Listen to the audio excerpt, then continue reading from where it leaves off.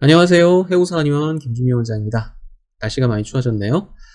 혹시 주변에서 이런 분들을 보신 적이 있거나 또 아니면 본인의 얘기인지 한번 들어보세요. 집에 있을 때는 멀쩡하다가 외출하려고만 하면 갑자기 배가 아프고 화장실을 가고 싶어진다. 시험 시간이 되면 배가 아파서 막 고생을 하다가 시험이 딱 끝나면 아주 멀쩡해진다. 배가 아플까봐 겁이 나서 버스를 타고 장거리 이동을 못한다. 조금만 긴장해도 갑자기 배가 아프고 대변이 보고 싶어진다. 우리가 흔히 말하는 이제 급동이 마렵다고 하는 상황들이죠. 이런 증상들도 과민성 대장증후군의 증상으로 볼 수가 있습니다.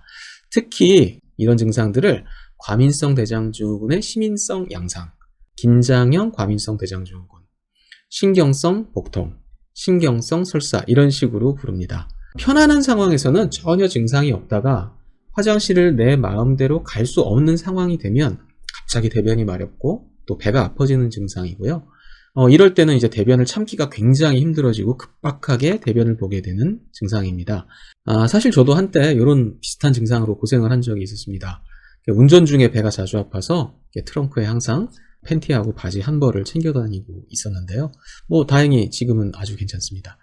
이런 증상들은 장 자체의 문제도 있긴 하겠지만 사실 장의 신경과 관련이 돼서 나타나는 증상들입니다. 그래서 이런 분들은 평상시에는 설사나 복통 같은 과민성 대장증후군이 전혀 보이지 않다가 딱 신경을 쓸 때만 증상이 나타날 수가 있습니다. 이 위장관은 뇌 다음으로 신경세포가 가장 많은 기관인데요. 그래서 제2의 뇌라고도 불리기도 합니다. 이 장에 있는 장신경계는 중추신경, 자율신경하고 지속적으로 신호를 주고받으면서 상호작용을 하고 있는데 이걸 뇌장신경축이라고 합니다. 특히 뇌에서도 정서적이고 감정적인 부분을 담당하는 구역하고 상호작용이 많이 일어나죠. 스트레스나 걱정이 심할 때 소화가 잘 안 된다든지 입맛이 뚝 떨어진다든지 하는 게 다 그런 이유고요. 거꾸로 소화 기능에 좀 문제가 있을 때 지속적인 설사나 지속적인 소화불량 등이 있을 때 정서적으로 좀 우울해지거나 심한 피로감을 느끼는 경우도 발생을 해요. 머리에서부터의 자극이 장의 기능을 나쁘게 하기도 하고 거꾸로 장의 문제가 자극이 돼서 머리에 영향을 주기도 한다는 거죠.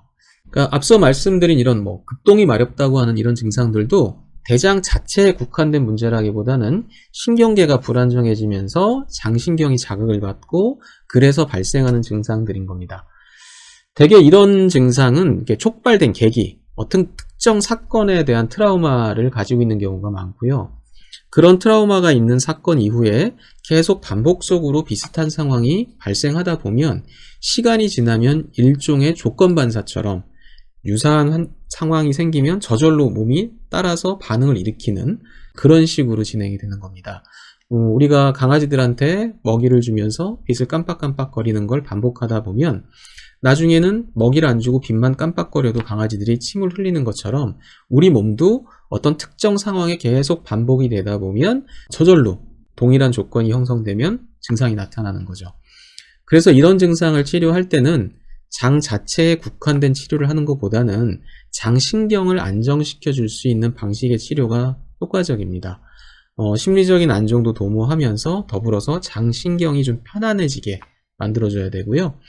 거기에 이제 만성 복통이나 평상시에 설사 같은 장 자체의 증상을 가지고 있다면 그런 증상도 같이 치료를 해줘야 되겠죠. 장신경을 안정시켜주는 것 더하기 장 자체의 증상을 치료해주는 것, 이 두 가지를 같이 겸해야 된다는 거죠. 그래서 이렇게 좀 복합적으로 치료를 해야 되니까 한의학적인 치료가 굉장히 효과적일 때가 많고요. 이런 증상에 효과적인 한의학 처방들도 많고 쉽지 않은 증상이지만 치료 효과도 상당히 좋은 편입니다. 이런 증상을 가지고 고생하시는 분들은 사실 주변 사람들이 이해를 잘 못하는 경우가 많습니다. 이런 증상은 경험을 해보지 않은 사람은 알기가 어렵기 때문에 가족이나 친한 친구들이 되게 대수롭지 않게 얘기를 해주는 경우가 많아요. 네가 좀 예민해서 그렇다. 마음을 좀 편하게 가져봐라. 좀 대범하게 생각하면 되지 왜 이렇게 긴장을 하냐? 네가 맘만 먹으면 고칠 수 있다. 스트레스 받지 마라. 이런 식의 이제 위로, 격려를 많이 해주게 되는데 환자에게는 전혀 도움이 안 되는 얘기입니다.